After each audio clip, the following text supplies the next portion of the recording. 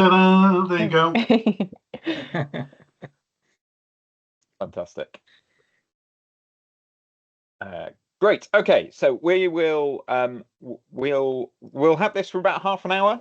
But if you have any questions moving forward, then you can get in touch and we can let you know. There will be some time for questions and answers at the end. So if you do have any questions, do just either type them in the chat or you can hold on to them for the end of the session. But this is what we're going to look at today. So we're going to quickly look at what Cornerstone is. We're going to look at some of the key concepts that underlie why we do why we use Cornerstone and what it's going to do in terms of helping and supporting our churches. We're going to talk a little bit about preparation for the workshop itself, especially around how we add other people to the platform. There's been a few questions around that in terms of registering other users to the platform as well. So we'll cover how to do that and making sure you've got all the information you need to be able to add people and to add yourself and all those sorts of things. And then, as I said, we'll finish off with some questions and hopefully some answers to those questions as well. So that's what we're going to do over the next half hour. So to start us off, what is Cornerstone? Well, Cornerstone has been developed by us at the National Giving Team with the aim that it will take you on a journey to understand your own church's giving culture and your financial situation as well. It aims to leave you with clear and simple steps to grow giving and income. So it sort of doesn't really matter where you are on this journey. It might be that your church has never really looked at this. It might be that your church is regularly looking at this area of giving and generosity and income and financial sustainability and all those sorts of fun, exciting things. Wherever you are on the journey, this will hopefully help give like a step change to the things that you're doing. And we know that every church and parish is different. Obviously they are. So each church and parish needs a plan which meets your own needs. What we didn't want to do when developing this resource was to create just one resource that you have to follow and you have to do it in one certain way and all those sorts of things. I'm sure you've looked or seen resources in many areas of church life where it feels like you have to sort of contort your church into a certain shape to make it fit the resource. That's not what we try. That's not what we're doing with Cornerstone. We've been very clear on when we've developed Cornerstone that the idea behind all of this is that you can bring your own church's culture and identity and the style of your parish and all those sorts of things that makes your situation and makes your parish kind of unique in that sense. And where you come to Cornerstone, when you look at the resources, where you see what's on offer there and the support and the information, that you can then use those to grow your own giving and generosity culture. So Cornerstone is this kind of slightly broad process of this webinar, so any of the information you've read before, the workshop on Tuesday, and it's also an online platform that you will have had an invite to kind of log in and register on, and that online platform helps you see areas where you can focus your time and your effort to best help grow your sustainability within your church. The platform has a number of fantastic different areas on it, and we'll show you a few of those during the course of this webinar, but mainly we'll be looking at that in the workshop itself. But the kind of key heart of the Cornerstone platform is around something called pathways. And these are step-by-step actions that you can follow, nice and simple, 20-minute actions that will help you grow your giving and sustainability. So you should already have been sent the information on how to access the platform. Hopefully you have done that already. If you haven't, either that's because that access has been sent to the lead person in your church and that person is going to send that on to you, or it may be that it's you're kind of new to register and it's not got to you yet. But that information will be coming to you very soon if it's not already with you. So how will you benefit as a church? Well, one of the key things is, and this is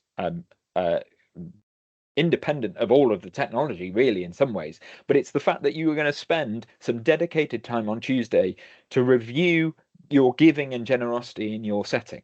And in that setting, we will help you make the right calls and right decisions from looking at the various information that we have, and pull all that together to make really good calls to help you grow giving and generosity in your church in the way that will have the most impact for you. So simply being there, turning up, spending those sort of 2.5 hours focusing on this area is really important. We know that from other dioceses who've done the Cornerstone process that this can be, in many situations, the most time a church has ever spent looking at the area of giving and generosity in a dedicated space.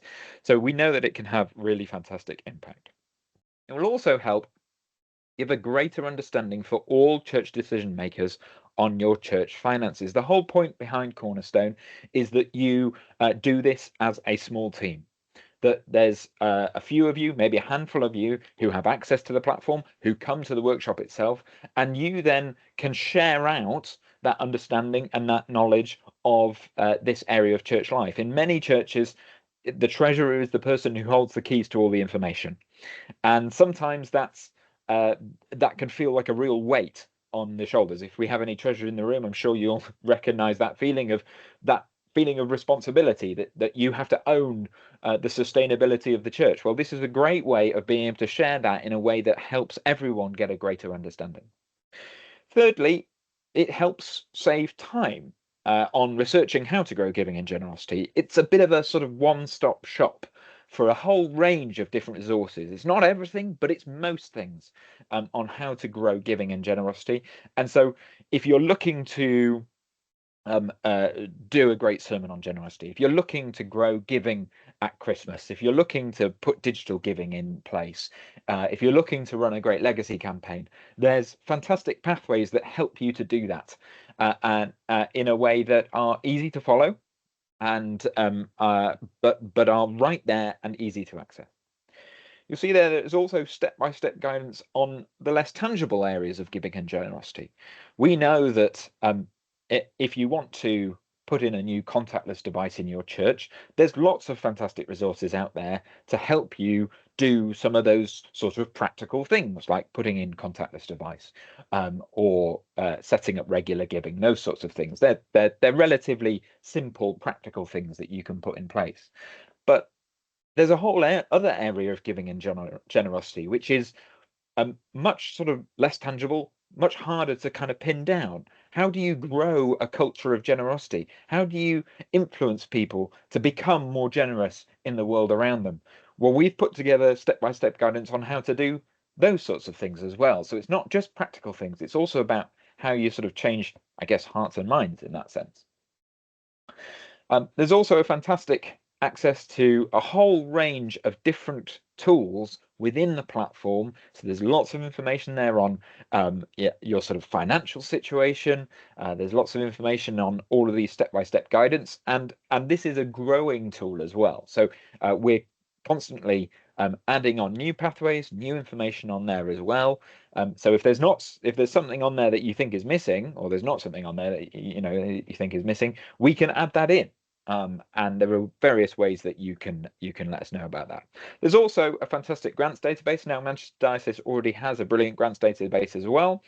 So hopefully you've been actively using that, but you'll also be able to find grants through the Cornerstone platform as well. Behind everything that we do in the National Giving team, but particularly within Cornerstone, is an acronym.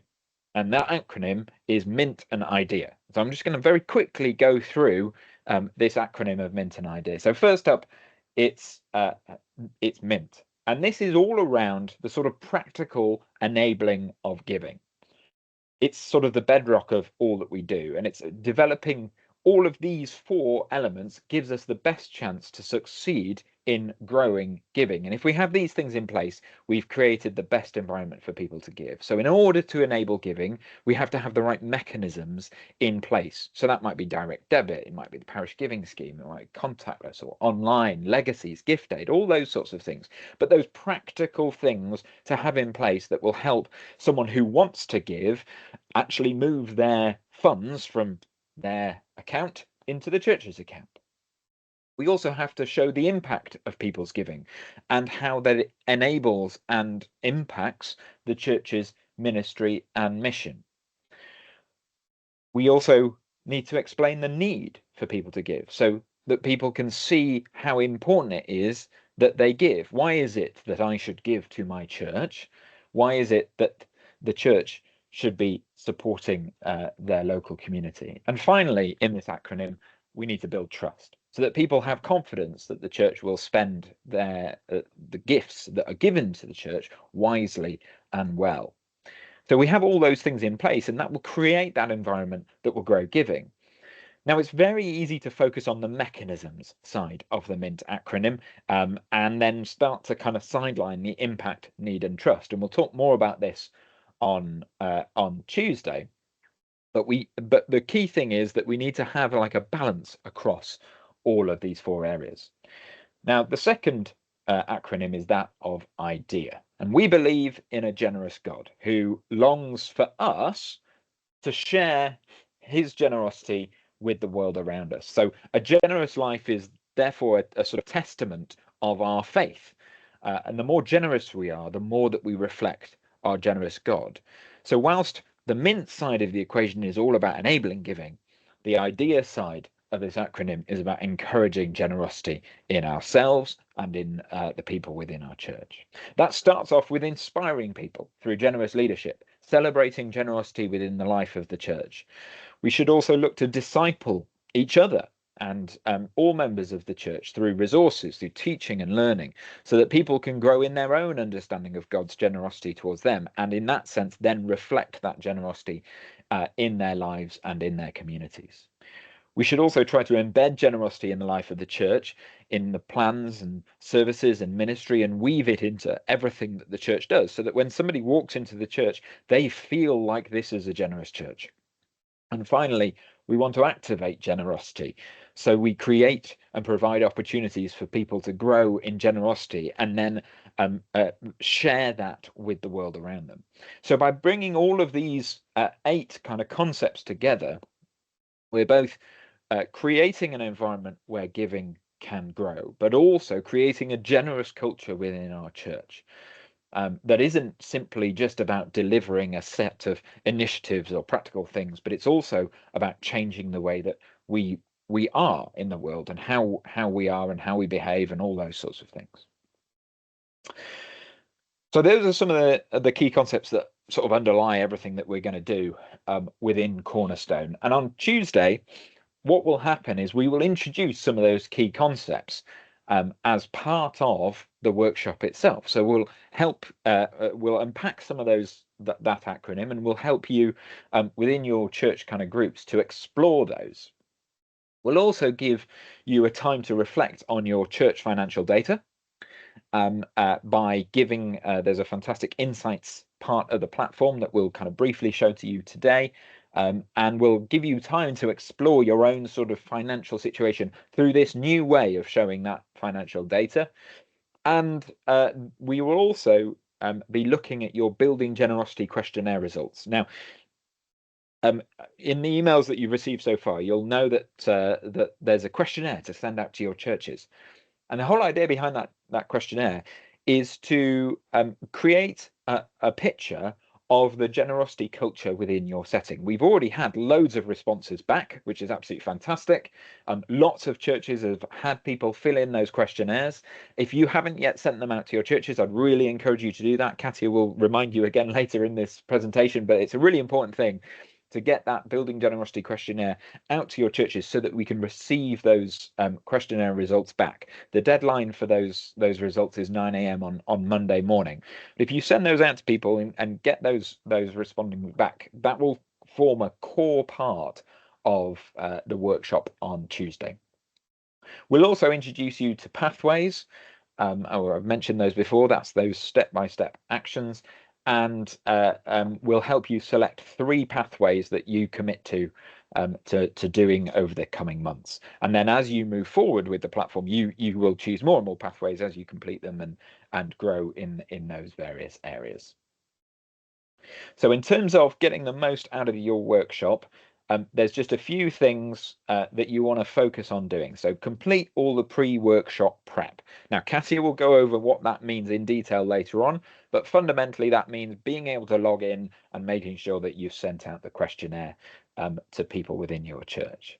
If possible, try and bring all key decision makers from your church to the workshop. Now, we've had a look at the registrations. Some people are only able to come with, or so far have only booked for one person. It'd be really fantastic to try and bring at least one other person with you. Ideally, we're looking at sort of 3 to 5 people from each church to come. I appreciate that that's a big ask for some people on their time, but it's a fantastic way of supporting each other and supporting the growth of giving and generosity in your church. But please do try, even if it's just one other person. It's fantastic to have the ability to have that discussion. Now, if you can't bring somebody else, don't worry. We'll sort of partner you up with another church in such a way that it makes sense and works for you. But it's really fantastic to try and get someone to come along with you if possible. And it's good to see the workshop as the start of, or the restart of, your church's work on growing giving and generosity. As I said at the start of the presentation, it doesn't really matter where you are on the journey, whether you've been doing lots in this area or been not doing very much at all. See this as a kind of reset or a jump start for the next part of the journey. So I'm going to hand over now to Katia, who's going to take us for the next 10 minutes of the presentation. Katia, I'll stop sharing and you Perfect. will be able to do that. Thanks. Thanks. Right, I'll share. So now I'll just give you a quick view of Cornerstone, if I can share my screen properly. There we go. So hopefully some of you have logged in and had a quick look at Cornerstone, but if not, that's okay. I'll show you briefly, and then we'll go into more detail on Tuesday of what Cornerstone can do for you. So when you first log in, hopefully this is what you'll see. This is just a church in Gloucester. I live in Gloucester, so I just chose this random one. But when you first log in, this is what you see. So you get the home screen, some suggested pathways, and then we've got grants and insights on the side. But the main thing, you've got your buttons here on the left hand side. So what I'll show you is insights. That's the main one we're going to look at now, and then on Tuesday we'll go through each button separately. So when you first click on insights, you get all the graphs for your church, and we'll also go through each graph. I think there's 9. We'll go through them all on the day as well, but for now I'll just quickly work through. So here we've got graphs, which is what you're seeing now. We've also got the figures. So on Cornerstone at the moment, we've got your parish finance returns data until 2023. So that's how far the graphs go to currently. If you're wanting to add extra data in for 2024 or even 2025, so it's up to date, you can do that. And it's in this tab here that you do that. So if I close that, you click figures and you can add data here. You can select the year you want to add data for, and you can do that. You can also amend any data that we've got in from your parish finance returns. You don't have to, but if it doesn't look accurate for any reason, you can also amend that there. Yeah, all the data that we've received is data that has come from the church through the parish finance returns, like I said. But sometimes there's things that happen like church merging or anything like that, so the data can go a bit weird. So if you want to update it, that's where you can do that. And then I close that. So that is the parish insights page. Stop sharing my screen. Should I share the PowerPoint as well, Dave, or is that easy if I do it? Let me do that. Yeah. There we go.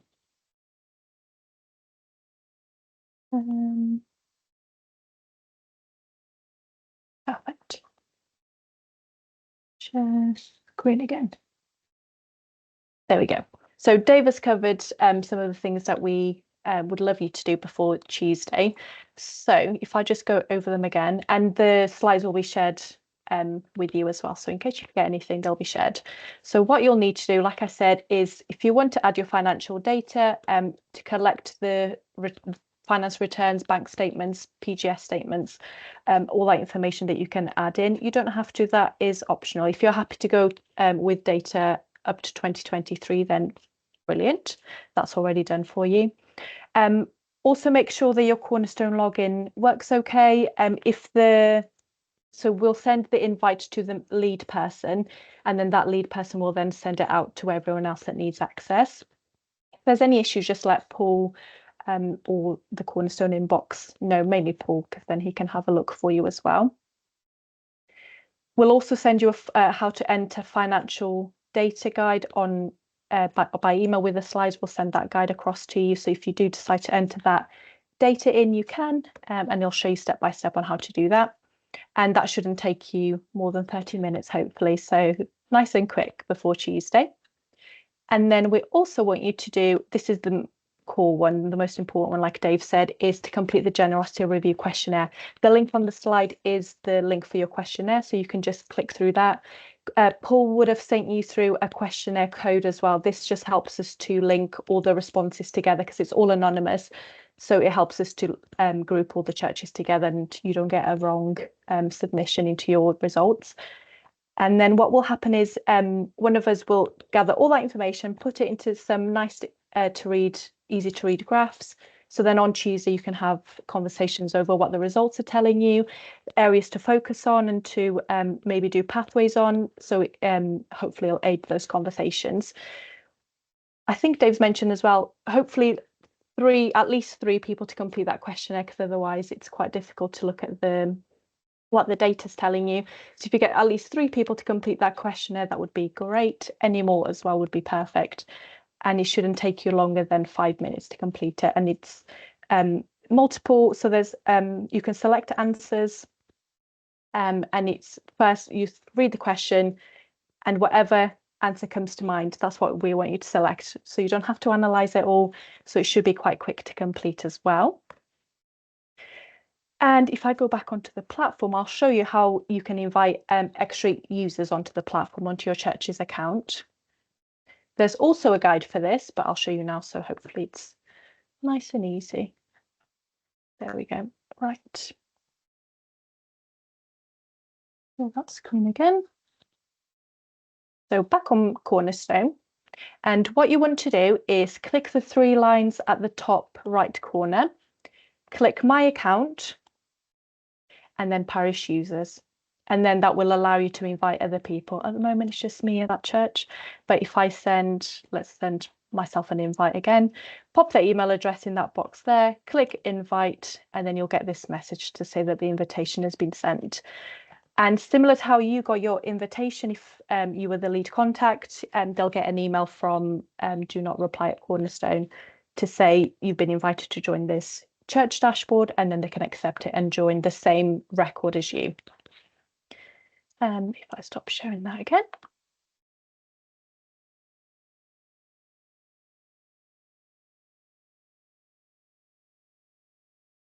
There we go. And like I said, there is a PDF guide on how to do that. So if you have any issues, just let us know. And you can invite as many people as you want to your church dashboard as well.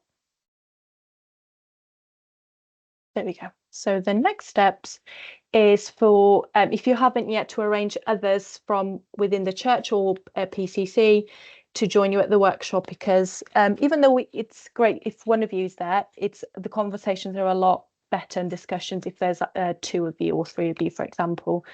But like Dave said, if only one of you can make it, then brilliant, we'll just pair you up with another church.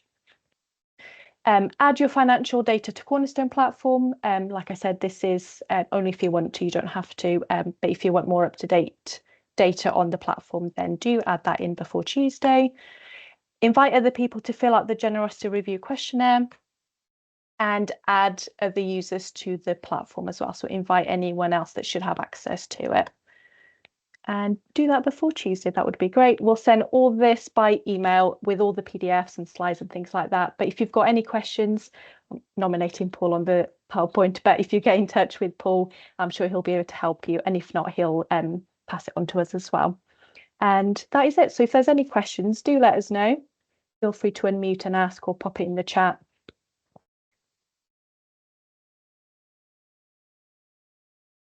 I'll open the chat now as well. Let me stop sharing. There we go. Very worthwhile saying that people will need to bring an internet-enabled device with them. Oh, yes. So one per church. Yes. And just in case you've got a weak battery in your device, bring a charger, just in case, because I know what chargers can be like, especially modern devices. not everybody's got the same charging sort of cable fitment. We'll make sure we've got plenty of extension cables with us to link up to plug sockets so that it can be bought closer to desks. But yeah, if you could bring one, that'd be great. Excellent. Brilliant. Good. Thanks, Paul. It doesn't look like there's any questions at this stage, and obviously there's the workshop as well, so lots of time to ask questions at that point. But yeah, if you've got questions, I guess fire them to Paul, and Paul can always forward them on to us or answer himself. But I think if there's nothing else from Katia or Paul, I think that's us. It's probably just worthwhile just mentioning that I have sent out all of the invitations to the lead account people. So you should have a do not reply Cornerstone's email in your inbox. And another, probably feel like you've been bombarded with emails from me recently. So, but it's good to see such a good attendance. And I will get this recording uploaded and get that emailed out so you can watch us again and share it to your heart's content after we've ended today. Fantastic. Lovely. Well, I hope you have a fantastic time on Tuesday at your workshops. I'm very sorry that I can't be with you, but you'll have the delights of Jim and Katia. So I hope it goes all very well. And as we say, any questions, do let us know. But thank you very much for joining us on this webinar this Thursday afternoon. Thank you very much, everybody. Thanks. Cheers. Thanks. Cheerio. Bye.